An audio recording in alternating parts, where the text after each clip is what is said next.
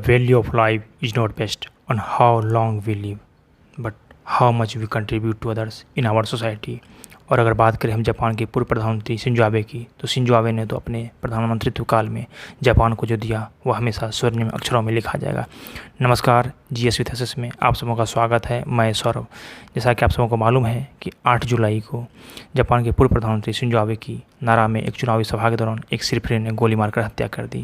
लेकिन हम इस पूरी घटना को भीड़ से अलग एक परीक्षार्थी के रूप में देखेंगे कि इनसे संबंधित क्या प्रश्न एग्जाम में आ सकते हैं, क्योंकि भारत के साथ शिंजो आबे का जो संबंध रहा है वह काफ़ी दोस्ताना रहा है और प्रधानमंत्री मोदी के साथ तो काफ़ी ही आत्मीय संबंध रहा है। तो आइए देखते हैं कि इनसे संबंधित क्या प्रश्न एग्जाम में आ सकते हैं। अगर हम बात करें शिंजो आबे की, तो शिंजो आबे जापान के सबसे लंबे समय तक PM रहने वाले PM हैं।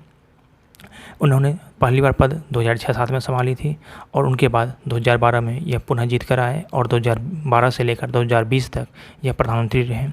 क्वाड फॉर्मेशन में इनकी महत्वपूर्ण भूमिका थी। जब 2020 में इन्होंने इस्तीफा दिया तो उनके बाद योशिहिदे सुगा वहाँ के प्रधानमंत्री बने और योशिहिदे सुगा के बाद अभी वर्तमान प्रधानमंत्री फुमियो किशिदा हैं। तो यह महत्वपूर्ण तथ्य है, इसे याद रखना आवश्यक है। हालांकि क्वाड फॉर्मेशन में जो शिंजो आबे की भूमिका थी वह काफ़ी अहम थी, क्योंकि आप सबों को मालूम है कि quad formation Japan, Australia, Bharat और USA द्वारा किया गया है। अभी जापान के मोनार्क नारुहितो हैं और नारुहितो के राज्यारोहण के समय 1 मई 2020 से वहाँ रीवा युग की शुरुआत हुई। यह भी काफ़ी महत्वपूर्ण प्रश्न है।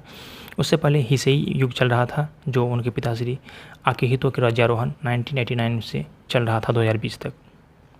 शिंजो आबे 2014 में भारत के चीफ गेस्ट रिपब्लिक डेकोरेटर बनकर आए थे और 2021 में भारत के द्वितीय सर्वोच्च नागरिक सम्मान पद्म विभूषण से इन्हें सम्मानित किया गया था। यह काफ़ी महत्वपूर्ण तथ्य है कि पद्म विभूषण से सम्मानित किया गया, आप याद इसे रखेंगे। इनका एसेसिनेशन नारा में किया गया और नारा वेस्ट जापान में स्थित एक शहर है। आपको मालूम होगा कि जापान की संसद को नेशनल डाइट कहा जाता है, जो द्विसदनात्मक है।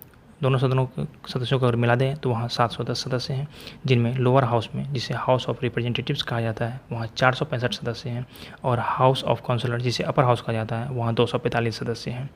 जापान को आप सबको मालूम होगा कंट्री ऑफ राइजिंग सन कहा जाता है।